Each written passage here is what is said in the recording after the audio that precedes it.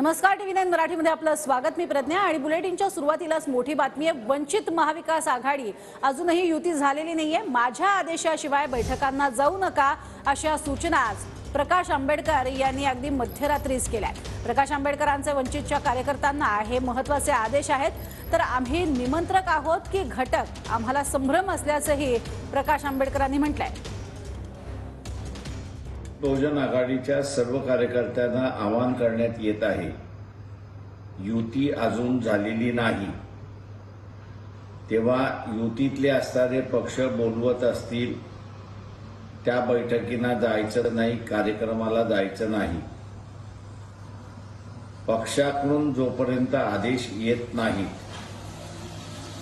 आणि तेही मी किंवा रेखाताई यांनी दिल्याशिवाय त्याच्यावरती विश्वास ठेवायचा नाही. तर बाळासाहेब, वंचित महाविकास आघाडीचा घटक आहे की नाही आहे हा संभ्रम अद्यापही आहे महाराष्ट्राला. तर तुम्ही काय सांगाल? तो संभ्रम आम्हालाही आहे